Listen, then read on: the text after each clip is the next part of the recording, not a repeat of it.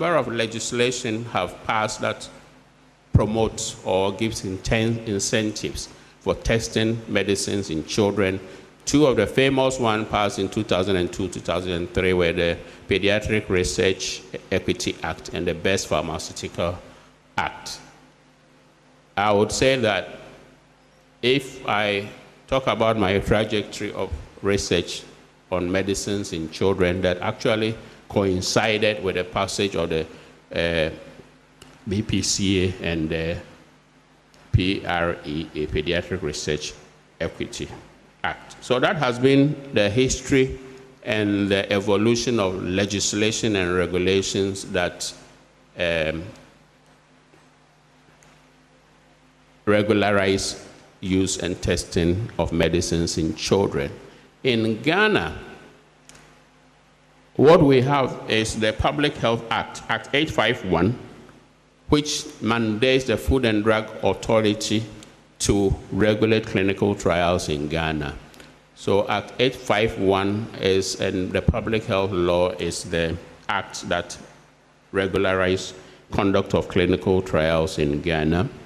And Act 851 comes from the Public Health Act, which was passed in 2012, and is the law and the regulation that we have to date.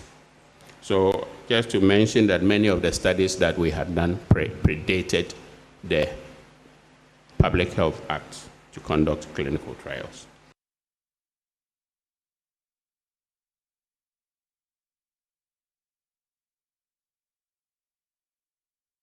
Welcome back on the AM show, and of course, quite some scenes in Edum Kumasi. We'll get back there later on the show. But this morning, we're asking, will you allow your child to participate in clinical trials?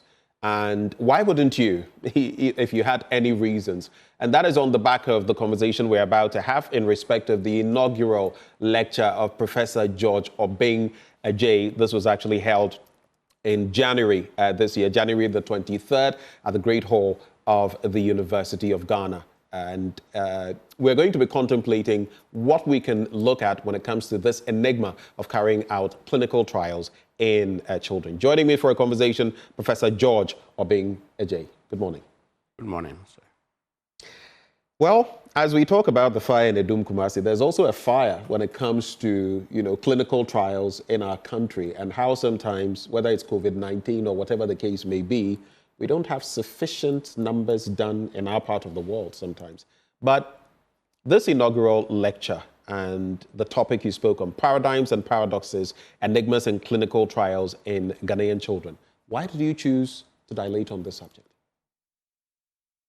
Yeah, thank you. So as this topic, the words were chosen to reflect the fact that whilst there is a body of knowledge that specifies how clinical trials, which are defined as prospective studies, essentially done to evaluate safety and efficacy of interventions, health interventions, while there are specified paradigms within which these are done with respect to a specific disease or with respect to a specific medicine, one, we don't have enough trials done in children, and this state of affairs has resulted not from anyone's fault, but from a series of unfortunate incidences that occurred the last century that resulted in the paradoxical situation that children were excluded from trials. So you have a situation where the good intentions to safeguard children's health from being tested with new experimental drugs led them not having medicine being tested in children. So that was a paradox. I made a point that since my days as a young doctor, which is about 25 years ago, I have been involved in clinical trials and seen many children. When you say involved in clinical trials, as the performer? Yes, please. I have conducted trials as an investigator in different roles. Yes, and been supervised clinical trials of my mentees as well over the 25 years. Also, I've been involved in clinical trial. So I have also observed certain occurrences that were inconsistent with our prior assumptions or knowledge or bias, for want of a better expression, and at times defied even what we knew or had studied during our studies in medicine and practice of medicine. And I highlighted a number of these rare occurrences, and those were the instances that I refer to as enigmas. They are meant to let us reflect and think of what could have resulted in this, and at times give us hypotheses with which to design and conduct new studies. So they are useful experiences, all the same. Right. Now, as director of the Center for Tropical Clinical Pharmacology and Therapeutics at the University of Ghana Medical School, especially tropical, that gets my interest because there are some diseases that are endemic to our region or to other tropical areas, and we have to deal with them. But like I said, when I started with COVID-19, sometimes even vaccine trials are conducted on people from other parts of the world. So we don't even know how we as Africans will react to them. How does that feed into this topic when it comes to clinical trials? Yes. So the center where I have been working since 2009, I think 2009, 2010, thereabouts, started work there, has a mandate to conduct research and training on medicines that are used to treat diseases that afflict us, taking into consideration, as you have stated, the part of the globe where we reside. So the center's mandate actually is focused on this. And it's important, it has always been an important consideration to focus on the diseases that afflict our populations. Historically, indeed, in the 1970s, the center's work was focused a lot on the diseases that were prevalent at the time. Schistosomiasis, onchocerciasis, and then in the 80s shifted more to malaria, rational drug use, and HIV. We conduct studies on HIV and nutrition and related. In terms of treating all of these ailments, and it's good you've mentioned malaria. I mean, I lived in Cuba for a while where they've been able to eradicate malaria, but of course, in that part of the world, they have their own cocktails to deal with, including dengue fever, among others, Zika, among others. But when you come to our setting, you've given the historical antecedents of part of what led to children being excluded from some of these clinical trials. Why has it lasted this long? Why has it been so pervasive? May I kindly, is the lack of studies or the lack of clinical trials in children? Was that a question? I'm just asking for. I mean, the lack of clinical trials in children. Why has it, lasted this long? Right. Because we have had that scientific lag. Why has it lasted this long? Well, that's why I made operative wording that no one's fault. So there have been a series of tragic incidences for the last 100 years, starting from 1902, which led to the promulgation of the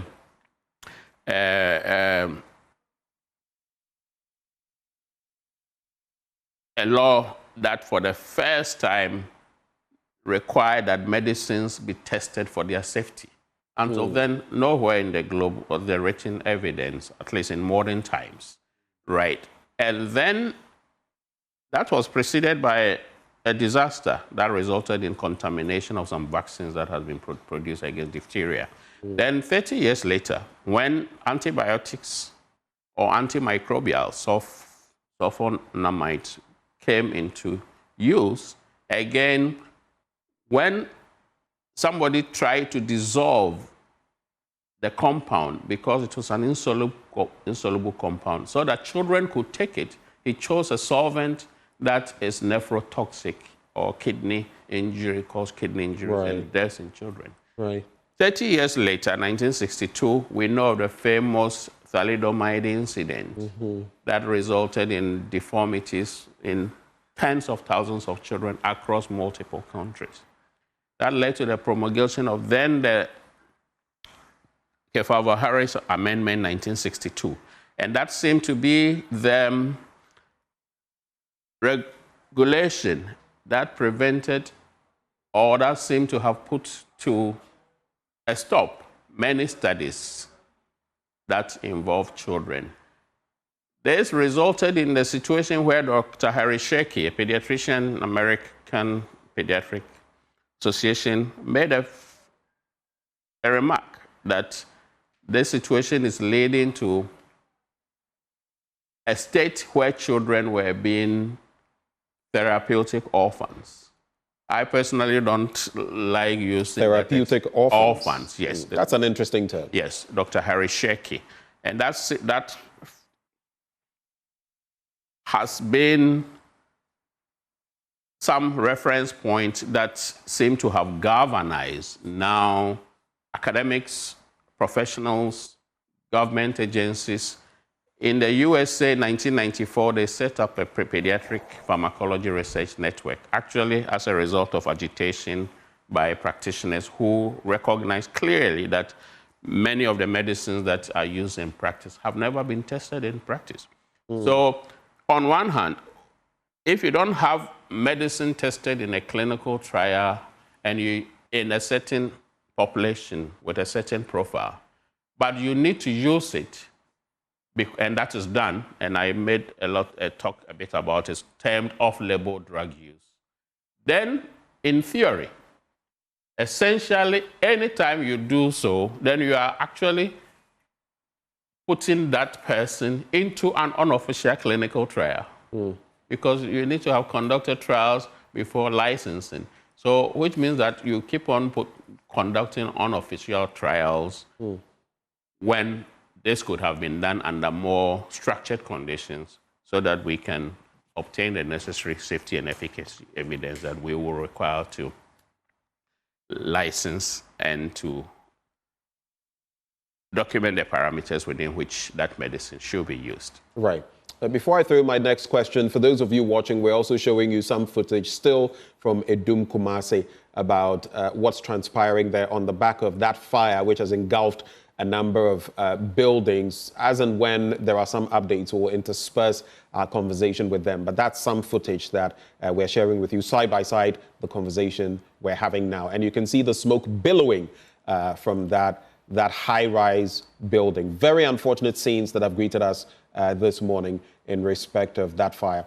But coming back into the studio, Prof, what is the state of these clinical trials on children on the continent of Africa? Is our situation in Ghana that bad comparatively compared to some of the other, health jurisdictions on the continent? Well, so maybe we should always aspire to head to where conditions are better. I do acknowledge that, but I want to find out whether this is a general malaise on the continent. Right. So on the global scale, even the countries or the places where we look up to, it is even still a problem. So if you want to translate that to Africa, then I think you can make a correlate. Right. Because this is even still a problem in the global north or the more developed economies, as depending on how you take this. Yes. So even in the UK, it was only in 2004 that they recognized the discipline pediatric clinical pharmacology as a specialty. We know that we have the specialties, hematology, cardiology from the 70 years ago, organ specialists, almost any organ you can have a specialist, right? But pediatric clinical pharmacology was actually even recognized as a specialty in the UK in 2004, and in the UK, they are just a handful. So I believe you can do the case-by-case analysis. There aren't many people who focus or disciplinary focuses on studying medicines exclusively in children, generally. But the case is recognized.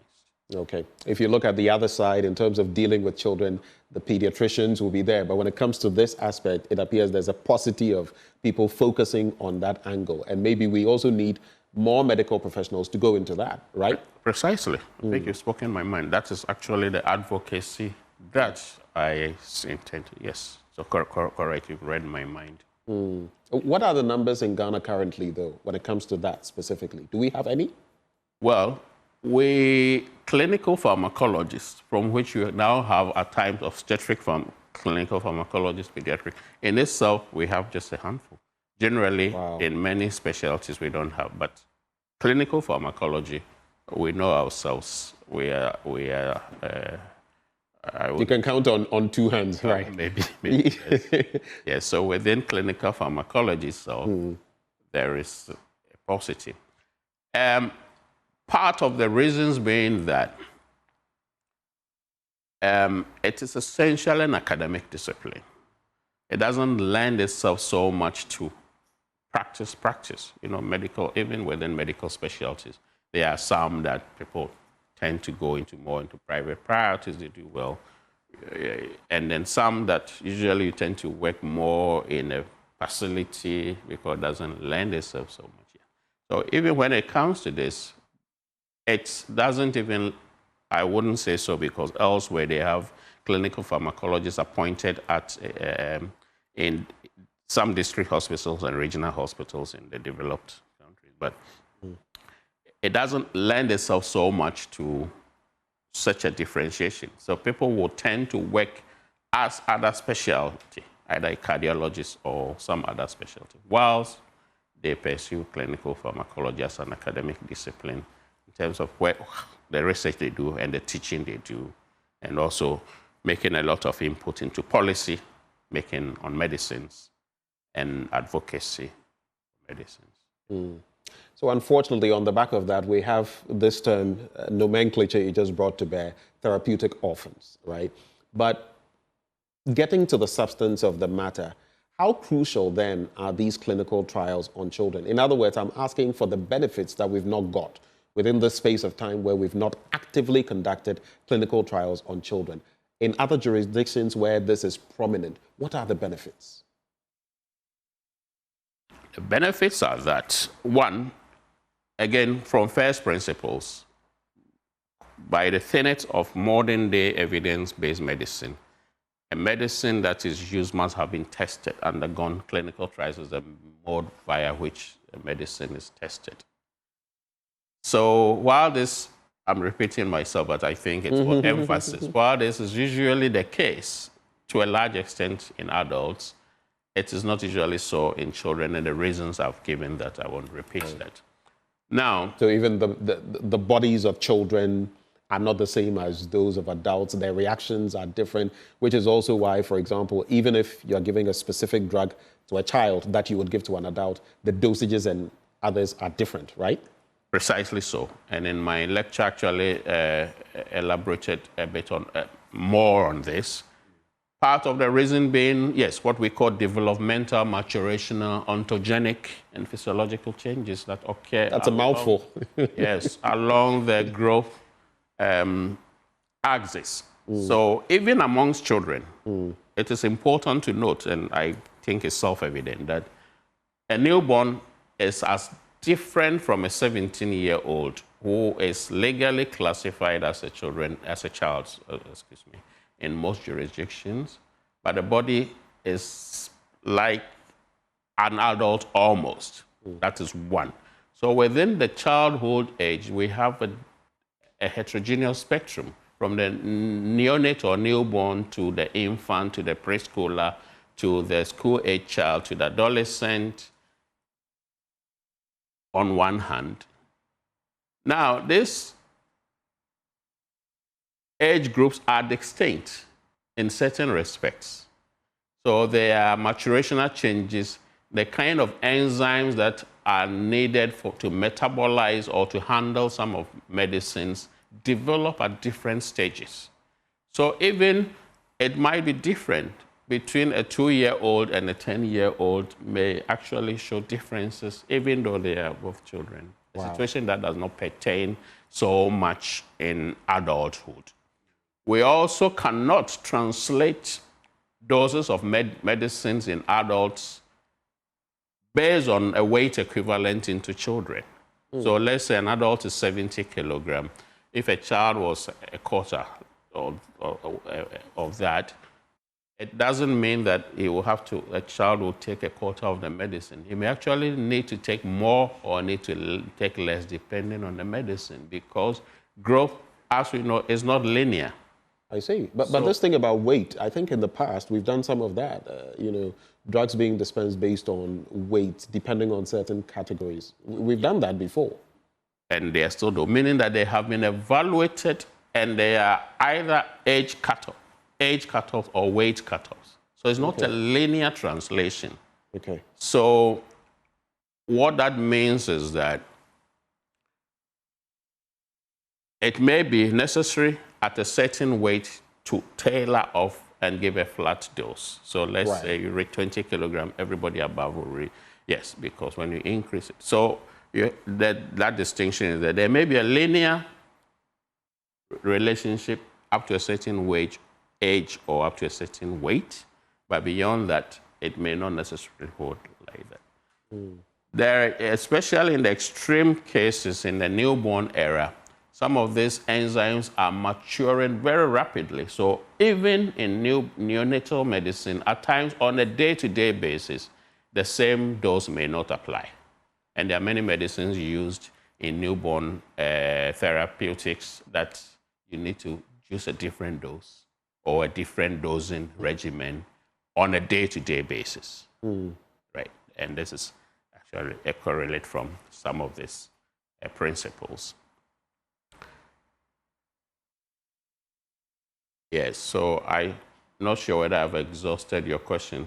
Earlier on, I was going to go into another tangent, but I think... No, you can go. You can go ahead, because I think at least you've addressed the issues of how important it is. I was going to ask how we remedy the trend, moving from here, from the academic standpoint, and you are doing that, from the practical standpoint, and I believe you're doing that as well, but how as a country we boost this, because it will not just happen out of nothing. There must be some consensus, policymakers, practitioners, academics, to ensure that we push forward on that. I know Noguchi is doing its own bit in some trials. I know WACBIP at the University of Ghana is doing its bit. But how do we focus on this? That was my next question. Okay, fair enough. So we are one, as in most of these colleagues. We work at different directions, different focus. So it is great. You mentioned this very important institutions that have made a lot of contributions, healthcare delivery, research in many areas. So that is true. I, at the inaugural, advocated, and I am advocating for the establishment of a research. And if you may just pause briefly for me, I'll come right back to you, but I see, just to avert the minds of our viewers, in case you just tuned in as well, that's the Ketia market fire, which has engulfed a number of shops in that market district, if you like, in Edum, Kumasi. And as you can see, another problem, all of these structures made of very flammable material, the roofing sheets and all of that, very easy to catch fire. And you see the billowing smoke. You can tell that the fire inside that building is just ferocious. That's an inferno. It's not just a fire, it's an inferno. It is out of control now.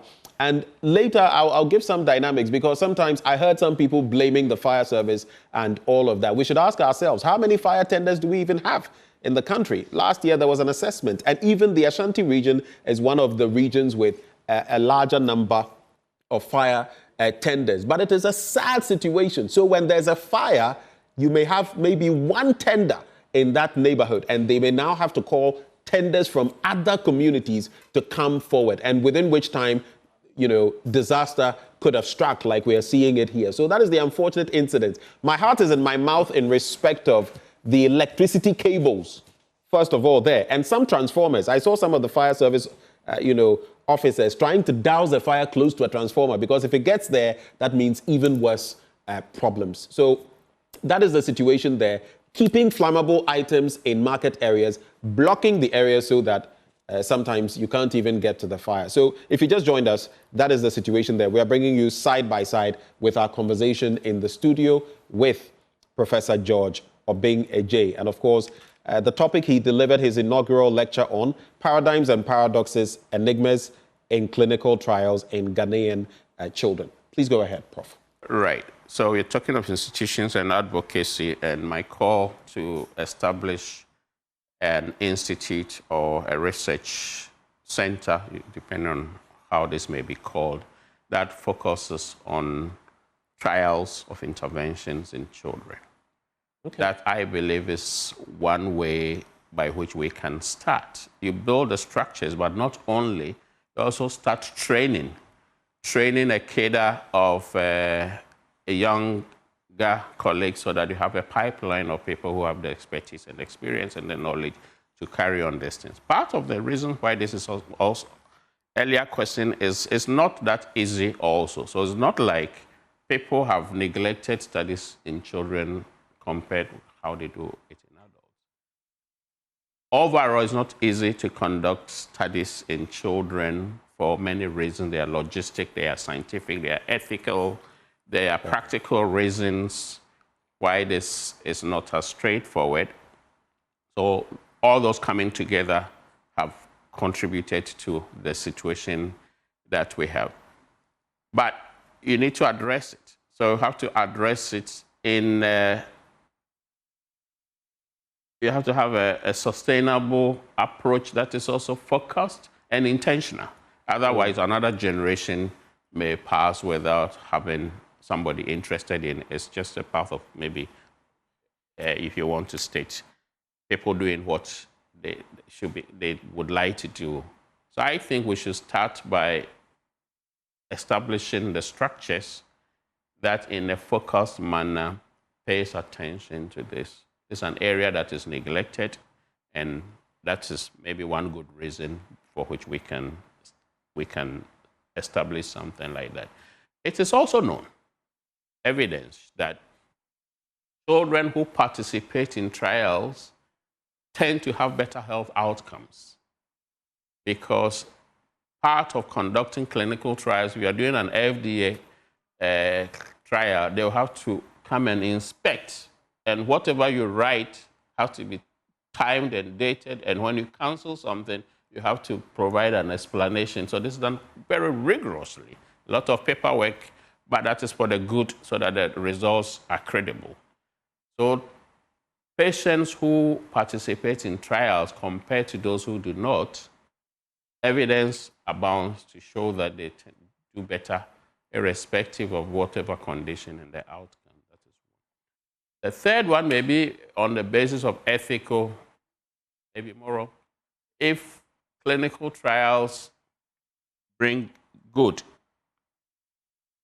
and indeed we have been speaking and making a case that it is a right of children to participate in trials, then every right comes with a responsibility.